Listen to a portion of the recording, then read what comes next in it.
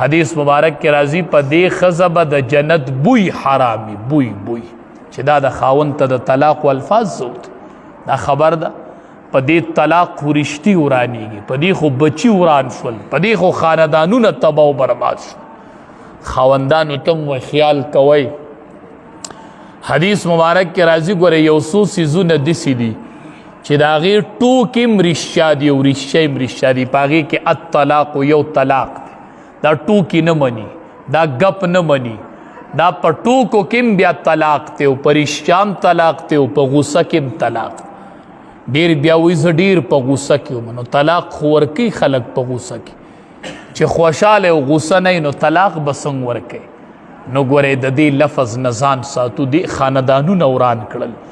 دی بچی په اماو کماو وشتل دی نسلونه تباه کړل دی چې کله د نکاح رشته ورانه شي او چې کلم اختلاف راشي سمدستي هغه اختلاف ختموي دې ته مه ګوره چې زه خاوند یم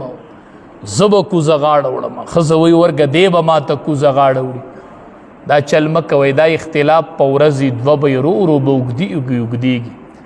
بله ورځ به د یو بل نه جدا شي او دا بچي به هم تیتر بیتر شي ورو خاندان به وران شي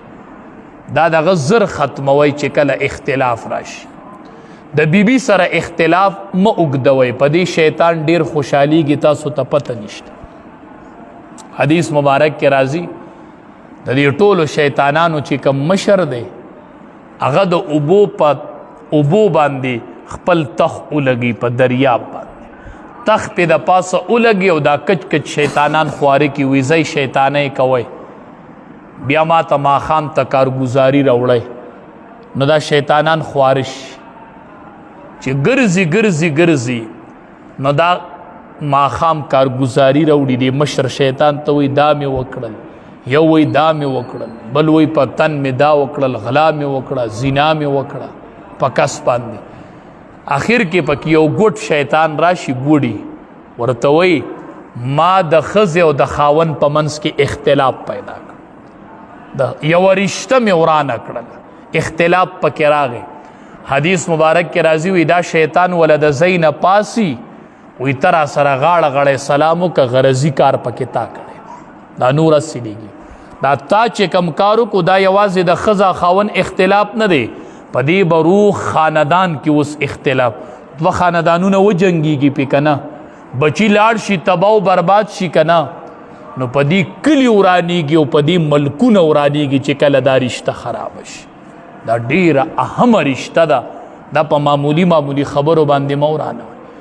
شیطان ورلپاسې وی غرضي کار پکې تا کړی دی او دا نور هسې تلي چې د ښځې او د خاوند په منځ کې د اختلاف پیدا کو دا نور هر څه به اوس د دې سره راځي دا دومره ناکاره عمل دی نو دې رشتو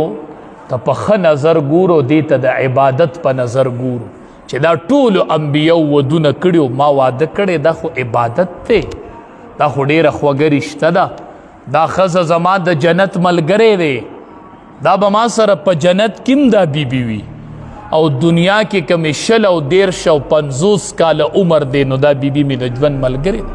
دا خو به ما سره د ژوند ملګري دا خو زما سره ژوند تیری نبی کریم صلی الله علیه وسلم یو ورځ صحابه کرامو ته وفرمیل وی خیارکم صحابو تاسو ته غوره سړی وښیم چې په تاسو کې ټولو کې غوره سړی څوک دی وی غوره په تاسو کې هغه کس غوره دی چې هغه د خپلې بیبي سره ښي دا په ټوله دنیا کې غوره دی چې هغه د خپلې بیبي سره ښي د خپلې بیبي سره روابط ښي او بیبي ترې نه خوشحاله دا په ټولو کې غوره دی او زه په